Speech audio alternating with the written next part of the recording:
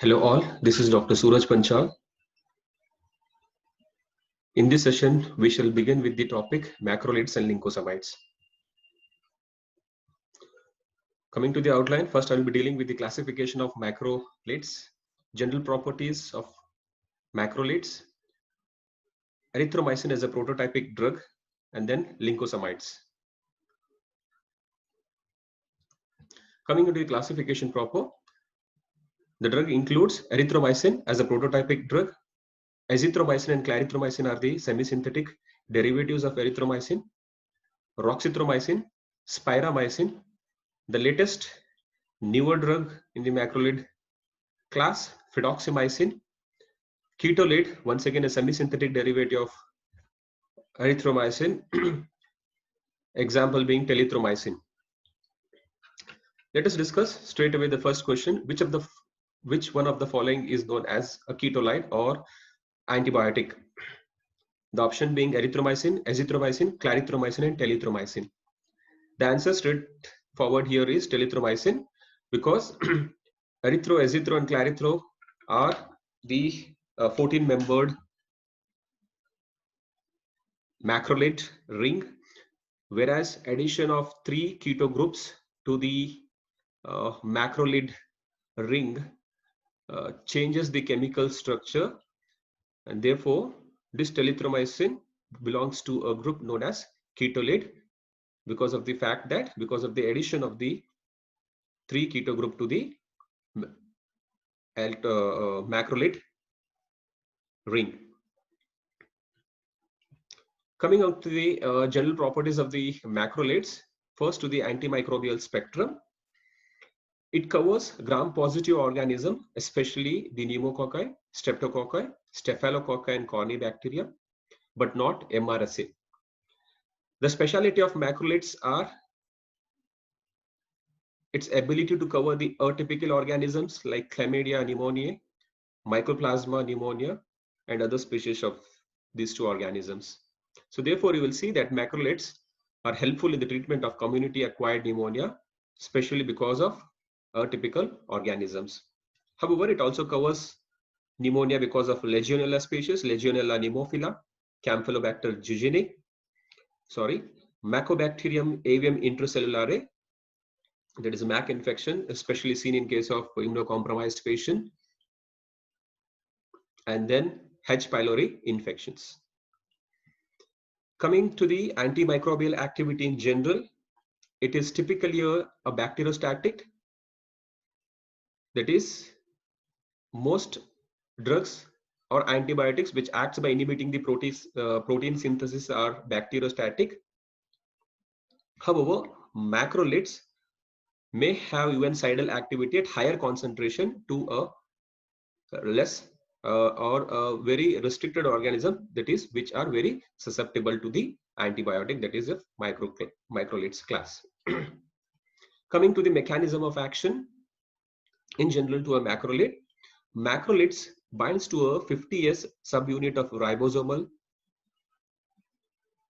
especially to the transferase site, wherein when it goes and bind to the 50S component on this site, it prevents the translocation of a peptide chain from the A site to the P site, thereby inhibiting the protein synthesis. So especially for the MCQ, you have to remember to which part of the ribosome it goes and attaches is specifically to the 50S. Okay, thereby inhibiting the translocation of the polypeptide chain from A to P site, and thereby inhibiting the protein synthesis, which makes it to be a bacteriostatic in nature. Coming on to the mechanism of resistance, however, there are 4 different mechanisms. Coming to the first, that is drug efflux by generating an active pump on the cell membrane of the organisms, by modifying the ribosomal targets and thereby decreasing its affinity to the target, that is by inducible or constitutive production of the methylase enzyme. Third, hydrolysis of the macrolide group of antibiotic by developing an enzymes known as esterases. This is especially seen in gram-negative, that is Enterobacteriaceae family. And the fourth is it can cause chromosomal mutations, thereby altering the 50S ribosomal protein, which are specially seen in case of Campylobacter species, Mycobacterium, and gram-positive cocci. However, macrolide resistant strains of Staph aureus are potentially cross-resistant to the clindamycin and streptogramin brie, that is quinupristin. Let us have an MCQ based on this. All of the following, are the mechanism of resistance to the macrolide, except, so in the previous discussion, erythromycin esterase production, of course, especially seen in case of gram-negative, it is Enterobacteriaceae family. Efflux protein by developing an active pump on the membrane, plasma mediated, or by alteration in the ribosomal binding site, that is especially at the 50S. So therefore, we have seen that the mechanism which are developed are esterases, efflux protein, and alteration in the ribosomal binding, except is plasma mediated, which is usually seen in case of Salmonella typhi against the chloramphenicol, okay, or streptomycin in case of developing resistance to in case of E. coli. Okay, these are usually seen in those two set of organisms. Yeah, but however, in case of macrolide, these are the important one, that is esterases or methylase production, efflux protein, and then alteration in the 50S ribosomal binding site. Coming into the kinetics importance of macrolides in general, coming to the absorption specially, food delays the absorption, especially erythromycin base shows, this delays absorption when compared to its ester form of erythromycin, that is stearate, estolate, and ethyl succinate. Upon exposure to the gastric acid, it gets inactivated. However, ester forms, that is stearate, estolate, and ethyl succinate, are acid stable.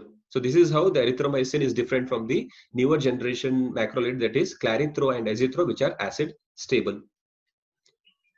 Importance of distribution, it gets diffuses to most intracellular fluid except the brain and CSF. Elimination, they are concentrated in the liver and excreted in the bile. Coming to the adverse effects in general, GI toxicity, the most often you see is epigastric distress. However, it is most commonly seen with erythromycin either by oral or by IV route. However, clarithromycin, azithro, and telithromycin can also cause, but lesser than that of erythromycin. The other important property is, in general, this macrolide group of antibiotic can stimulate the GI motility, that is by occupying a motilin receptor on the GI cells. Because of this property, it is used off-label in the diabetic gastroparesis as a prokinetic agent. Cardiac toxicity, it can cause QT prolongation with ventricular tachycardia. Now, it is been seen that this set of drugs can cause or can interfere with the potassium channels, thereby interfering with the cardiac repolarization, leading on to the ventricular tachycardia. The drugs attributable are erythromycin, clarithromycin, azithromycin, and telithromycin. Hepatotoxicity, these are the drugs responsible, that is erythromycin, telithromycin, more common than clarithromycin and azithromycin. However, if you see erythromycin, it is the estolate form of erythromycin is more responsive for developing the acute cholestasis. And then telithromycin, even it can cause severe hepatotoxicity. That's the reason it has limited use. And even clarithrol and azithro can cause, but to the lesser extent that of erythromycin and telithromycin. All macrolides at higher dose can cause auditory impairment and tinnitus. Coming on to the drug interaction, these drugs are strong inhibitors of CYP3A4 enzyme system. The drugs most often attributable are erythromycin, clarithrol, and telithromycin. Therefore, having a drug interactions with a set of drugs which are usually a substrate of the CYP3A4 like valproate. So therefore, valproate and erythromycin when combined, it inhibits the metabolism of valproate and can cause valproate toxicity. However, telithromycin is both a substrate and a strong inhibitor of CYP3A4, and among all the entire class, it is the azithromycin which has the least drug interaction, simply because it do not inhibit the CYP3A4 enzyme system. Coming on to the uses of erythromycin proper as a prototypic drug, it is a drug of choice for the chlamydial infection, especially if you see this picture, which is a classical of respiratory diphtheria developing a pseudomembrane on the pharyngeal wall. So therefore, erythromycin are a drug of choice in case of corynebacterial infection, in case of respiratory part, that is diphtheria. In this picture, what we have seen, that is development of pseudomembrane on the pharyngeal wall, cornybacterial sepsis, and erythrasma. You can see this characteristic white pseudomembrane on the pharyngeal wall, which is characteristic of cornybacterial infection affecting to the respiratory system. However, it is also a drug of choice in case of rheumatic fever who are allergic to the penicillins. This is an MCQ question. However, erythromycin can also be used in community-acquired pneumonia caused by pneumococcus, Mycoplasma pneumoniae, and Legionella pneumophila. But the preferred choice are azithro and the clarithromycin because of its longer duration and better tissue retention. We have discussed that it is also used in the diabetic gastroparesis because of its ability to stimulate the motilin receptor and used as a prokinetic agent in this indication. Coming to the adverse effects of erythromycin proper, erythromycin estolate form has a greatest tendency of adverse drug reaction. Therefore, we prefer stearate or succinate salt in clinical application. GI intolerance in the form of stimulation of motilin receptor can end up in diarrhea. However, most commonly seen with erythromycin and azithro, which has a greater potential than the clarithromycin. Erythromycin estolate form, that is ester form of erythromycin, have severe chances of developing hepatotoxicity in the form of acute cholestatic hepatitis. It can also produce allergic reactions in the form of fever, eosinophilia, and rashes. Coming on to the clarithromycin, and let's see how it differs from the erythromycin. It has an improved acid stability and oral absorption and lesser tendency of GI intolerance than the erythromycin. The spectrum, it is similar to that of erythromycin, that is covering the gram-positive organisms with some atypical organisms as well. But however, it is more active against the MAC, that is Mycobacterium avium cellulare infections, Mycobacterium leprae, Toxoplasma gondii, and Haemophilus influenza.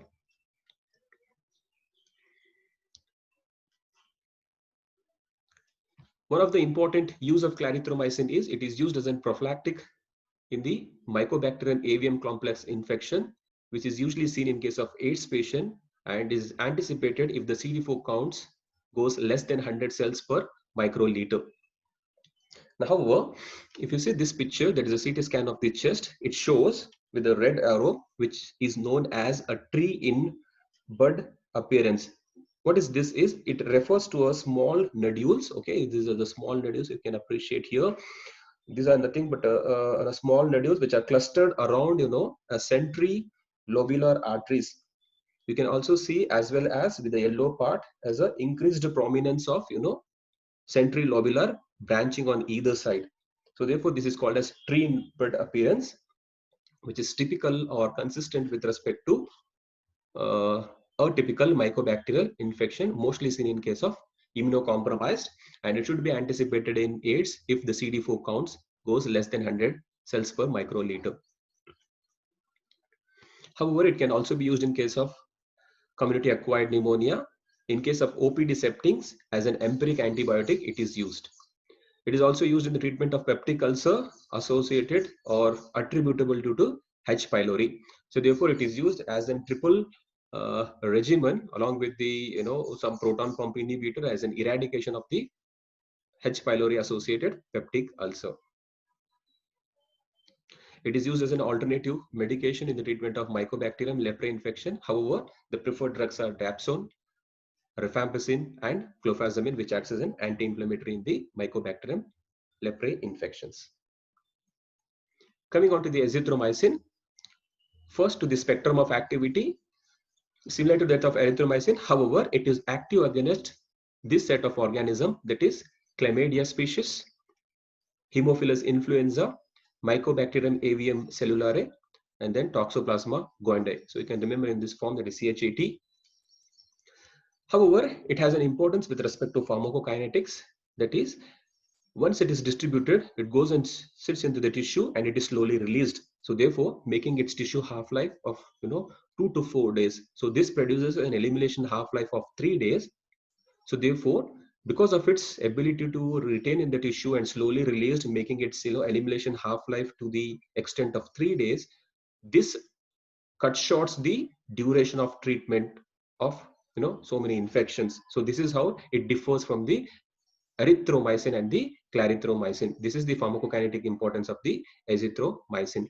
So because of this property, it is used as a single dose for the treatment of chlamydial infections as a sexually transmitted infections, so in the form of chlamydial cervicitis and urethritis. However, doxycycline can also be used, but it is used as a 7-day course. So a single 1 gram dose of azithromycin is a better choice for the chlamydial cervicitis and the urethritis. Drug interaction is least, as we discussed in the earlier session. That is, it do not inhibit the CYP4 system, P450 system, sorry. Uses, it's a drug of choice for the Mycoplasma pneumoniae, Campylobacter jejuni infections, legionellosis, and the chancroid, which is caused by Haemophilus ducrei. It is also used for the prophylaxis or for the treatment of Mycobacterium avium cellulare infections. It is used as a substitute for the clarithromycin. The advantage of using azithromycin instead of clarithromycin is its long duration of action. Therefore, it can be given once weekly instead of clarithromycin, which is given daily. So therefore, it can be used as a prophylactic or the treatment of MAC infection along with the rifabutin or ethambutol in case of MAC infection in AIDS. It is also a drug of choice for the severe cholera and chlamydia in pregnancy, as especially in chlamydial infections leading on to the cervicitis and as a single oral dose. Okay, but however, doxycycline can also be used, but the problem is doxycycline in pregnancy is teratogenic. Therefore, it is contraindicated in pregnant ladies with chlamydial infections and cholera. Because of its broad spectrum in nature, covering the good number of organisms like gram-positive as well as the atypical, and because of its better tolerability, it is used in acute otitis media, acute streptococcal pharyngitis, and acute bacterial sinusitis as well. Let us see a few MCQs which we can integrate. What is the drug of choice for the chlamydial infection in pregnancy? Yes, there are options: tetracycline, doxycycline, azithromycin, and ciprofloxacin. Okay, tetracycline and doxycycline are contraindicated in pregnancy because of the fact they are teratogenic. Azithromycin, as we discussed, it is a safer and it is single 1 gram dose is given for the treatment of chlamydial as a sexually transmitted infection in the pregnancy. However, ciprofloxacin doesn't cover the chlamydial set of infections. So therefore, azithromycin is a drug of choice for the chlamydial infection in pregnancy. Drug of choice for legionellosis: penicillin, erythromycin, azithromycin, and tetracyclines. However, in these MCQs, you can see both erythromycin as well as azithromycin are effective for the treatment of Legionella infections. But azithromycin is a better preferred drug for the Legionella because of its better tissue retention and then the longer duration of action. Let us see one more question. A 6-year-old child present with a fever and pharyngitis of 3 days duration.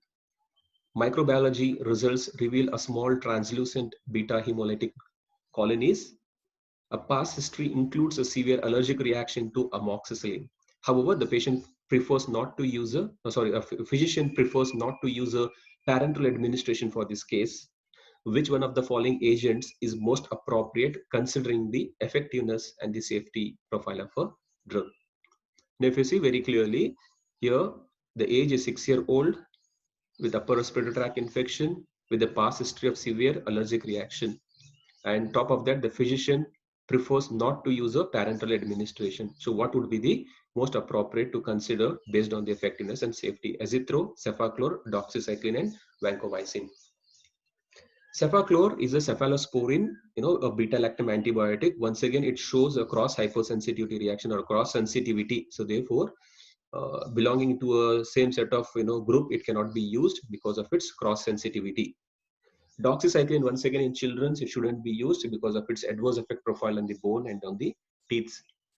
However, vancomycin is reserved for the severe infections, and top of that, the physician is not preferring to use a drug with respect to this route of administration, that is parenteral administration.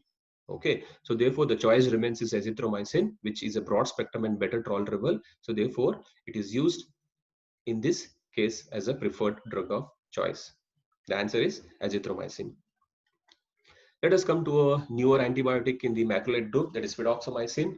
However, the spectrum it covers is gram-positive aerobes and anaerobes as well.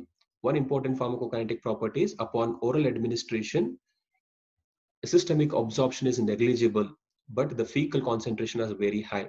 Now, why this kinetics is so important is that it is used in the treatment of Clostridial difficile infection in adults. Okay, now this is responsible for antibiotic associated colitis. Okay, now this is the most common organism responsible for causing pseudomembranous colitis in an antibiotic uh, uh, associated colitis. Now, what is the rationale of using fidaxomicin is since it retains in the GIT, that is at the site of infection. So therefore, it is used as a antibiotic, especially those not responding to the metronidazole and vancomycin in case of Clostridium difficile infection. The other importance is it has a lower rate of relapse. Spiramycin, macrolide antibiotic. One important special use we have to mention, that is it is used in the acute acquired toxoplasmosis in early pregnancy.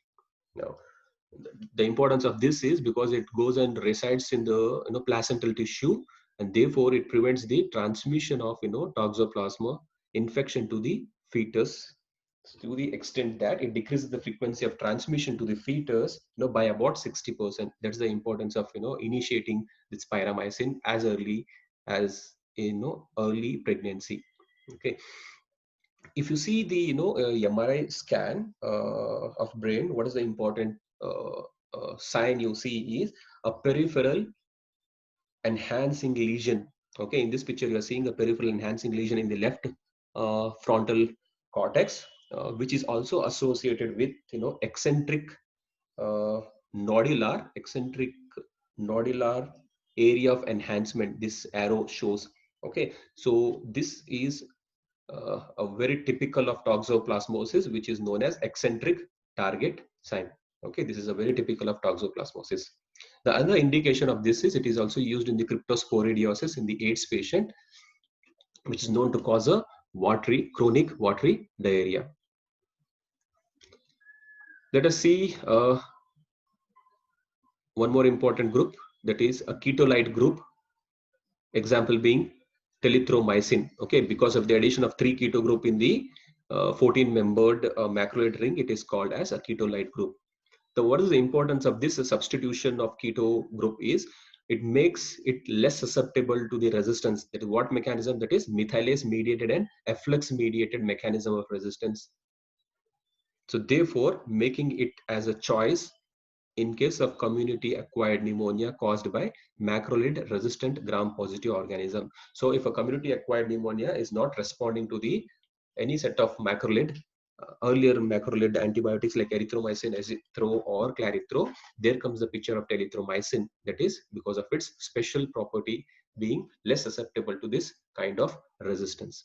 But however, the safety is a concern here. The problem is it can cause a severe hepatotoxicity, and because of the changes in the accommodation, it can cause visual disturbances. So therefore it has a limited use, but only in case of severity of community acquired pneumonia and not responding by the macrolide resistant gram positive. There the picture of telithromycin coming into the role. However, it is contraindicated in myasthenia gravis because it can exacerbate the neurological symptoms by interfering with the neuromuscular transmission. Lincosamides. Okay, the older congener is lincomycin. However, the newer one is clindamycin. The mechanism of action and resistance pattern is similar to that of macrolide. And the spectrum especially will consider with the clindamycin. That is, it covers the gram-positive aerobic susceptible strain of pneumococci, pyogenes, and viridans streptococci. And the special importance and the special mention about this clindamycin is it also covers the anaerobes, especially Bacteroid fragilis, as well as Actinomyces israeli and Nocardia asteroids are also sensitive. So this becomes an important, especially in the treatment of mixed infections where you are expecting anaerobes, especially in case of, colon surgery. So therefore, it is used as a backup drug in the treatment wherein you are suspecting anaerobic infections. Pharmacokinetic importance is distribution is wide. However, it attains a good concentration in the bone. So therefore, you will see one of the important indication of clindamycin is in the treatment of osteomyelitis because of its ability to distribute or to concentrate in the bone. However, it has less entry in the CSF. Metabolism, it is metabolized in the liver and it requires a dose adjustment in case of severe hepatic failure. Uses, in general, it is used in case of lung abscess and anaerobic lung and pleural space infection. Now, why it is also used as in lung abscess? For the reason that clindamycin has better tissue penetrability, especially in case of leukocytes as well as in case of alveolar macrophages, and better penetrability in the abscess. So therefore, it is obvious a good choice for the treatment of lung abscess and anaerobic infection pertaining to lung and pleural space infection. However, it is also used in the combination with primaquine as a second line treatment in case of pneumocystis xerovica, pneumonia, and HIV patients. However, clotrimazole acts as a drug of choice in case of this type of pneumonia and HIV patients. Acute treatment of encephalitis caused by Toxoplasma gondii in a patient with AIDS, however, in combination with the pyrimethamine and leucovorin, which is also known as folinic acid, as a second line regimen. It is also used in the treatment of uncomplicated infections with chloroquine resistant falciparum malaria in combination with quinine. The other indication, as I discussed, osteomyelitis, because of its ability to retain in the bone tissue. Okay, so osteomyelitis caused by staphylococci. Once again, the clindamycin comes into picture. Bacterial vaginosis, and then acne vulgaris in case of mild case. Once again, it is caused by Propionibacterium acne. So therefore, it's an anaerobic. Therefore, it is also used in the form of gel along with some other combination like benzoyl peroxidase in the mild case of acne vulgaris. There is some adverse effects. It is one of the common antibiotic which can cause antibiotic associated colitis, that is pseudomembranous colitis. Okay. However, the drug of choice for the antibiotic associated colitis is metronidazole, or in case of severe cases it can be vancomycin, which can be given orally. However, it is more often to cause skin rashes in case of HIV patient, to the extent that it can cause a severe form of rashes, that is in case of Stevens-Johnson syndrome. It can cause elevation of the liver enzymes. It can potentiate the effect of concomitant neuromuscular blocking agents. So therefore, careful use in case of myasthenia gravis once again. Let us see one of the important in MCQ. We shall try to integrate with the subject proper. A patient with the pseudomembranous colitis develops hypersensitivity to metronidazole. What is the most appropriate drug to be used for the management? Ampicillin, clindamycin, ofloxacin, and the vancomycin. Okay, the obvious option would be here vancomycin, because ofloxacin doesn't cover Clostridium in this set of organism, that is Campylobacter jejuni. Ampicillin itself can cause pseudomembranous colitis. Even clindamycin can also cause pseudomembranous colitis. So vancomycin is an obvious choice. However, in case of a patient who are not sensitive, who are not showing any hypersensitivity towards the metronidazole, it becomes an obvious choice as a drug of choice. But however, if a patient develops hypersensitivity to the metronidazole or severe cases of the pseudomembranous colitis, then vancomycin becomes a drug of choice. These are the references.